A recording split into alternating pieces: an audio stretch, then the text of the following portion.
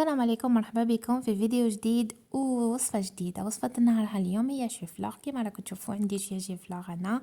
بعد ما قطعته هكذا خليته دي بوكي، غسلته بيان وحطيته يتغلى.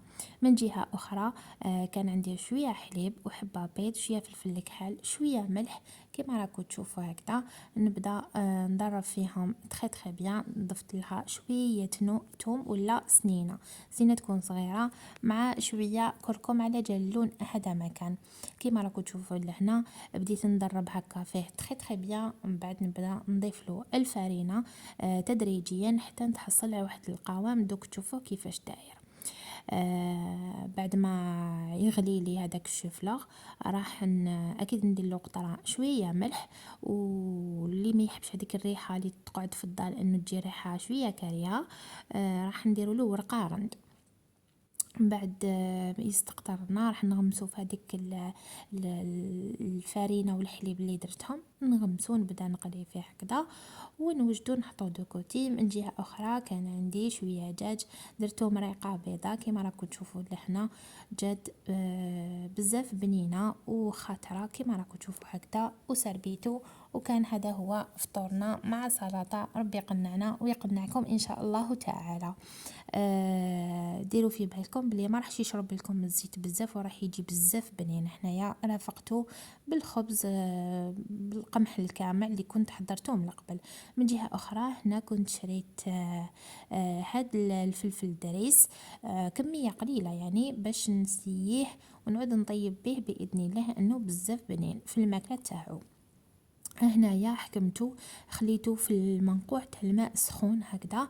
بعد ما تلحم لي ونحيت له هذوك الريسان وهذوك القشور البذور تاعو الدخلانيين، حطيته هكذا في الاشواخ وبديت نميكسي فيه شويه بشويه. من بعد زدت له شويه زيت هكذا باش يتمشى لي في الاشواخ بيان. ومن بعد نحيته منه كامل، حطيته في لو بغا وكملت ميكسيتو بكاس ماء. ها وليك واجد معايا. من جهة أخرى راح نديرو العجة التونسية بطريقة جزائرية. عندنا شوية مرقاز في طنجرة تكون شوية سخونة هكذا، سخنتها بديت نحط هذاك المرقاز حوالي رطل هكذاك. ولكن شرو النوعية المليحة، أنا شريت سبيسيال.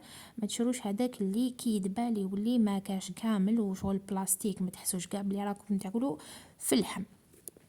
انا هنا بديت نحطو هذاك الحبيبات بعد ما غسلته تخي بيان واستقطر. يعني ماشي نغسلو لا نشلو دو فوا تخوا فوا ماكسيموم هكذا.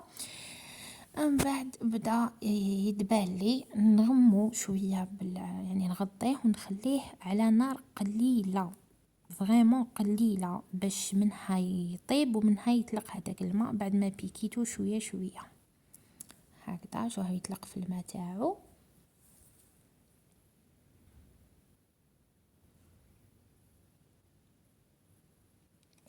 هاوليك. من بعد ضفت له حبه طماطم كبيره وفلفل حلو مقطع دي بتي كاغي كل حاجه هكذا. ونبدا نخليه على نار قليله تاني هذيك الفلفله وهذيك الطماطم تكمل تذوب كامل كيف كيف. من جهه اخرى درت له شويه عكري، شويه فلفل الكحل، وشويه راس الحانوت والملح اكيد. هنايا عندي ملعقه كبيره تاع طوماطاش كونسونطري، درت لها الماء والزعتره حطيتها هكذا فيها، خليتها دو كوتي باش نمرق بها. واكيد زدت له هذيك الدرسه اللي كنت حضرتها معكم، جات يعني فريمون بنينه ماشي حاره بزاف هكذا. بعد ما طاب لي ترتقت عليه حبيبات ولاد الدجاج كما راكم تشوفوا هنا. كان يتجمر خليته يكمل طيابه يعني تجمار تاعو ان تجي المرقه فريمون خاطره وتجي معسله. هاوليك حاضر معايا لهنايا. كانت عشاتنا ليله البارح، يعني المونتاج رانا نديرو اليوم. ان شاء الله تكون الوصفه عجبتكم، نالت استحسانكم ورضاكم وتجربوها وتخلوا لي في التعاليق. جزت لهنايا باش ندير الجو ديالي اللي كان عصير غني بالفيتامينات، سورتو فيتامين سي.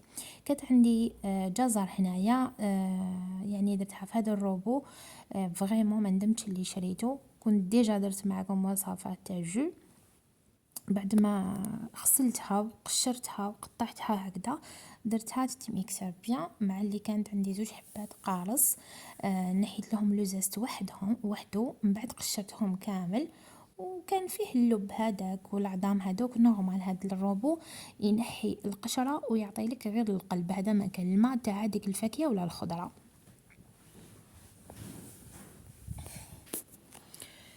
هاي ليك هنا كانوا عندي 2 حبات كيوي قطعتهم هكذا مع هذاك لو زاست ونميكسيو كل حاجة.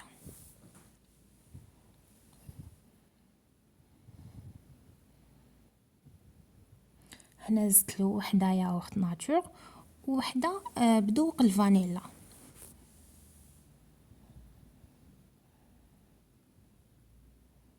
بعد ما ميكسيتو بيان زدتلو 2 معالق حتى 3 كبار تاع السل الحر ووحده تاع دبس الرمان التمر عفوا. هنا زدتلو تقريبا نصف لتر حليب، ما حبيتش نديرو بالماء باش يكون غني كتر وكتر. هاوليك واجد معايا فريمون جا خفيف وبنين وفيه هذيك لاسيديتي. الى اللقاء.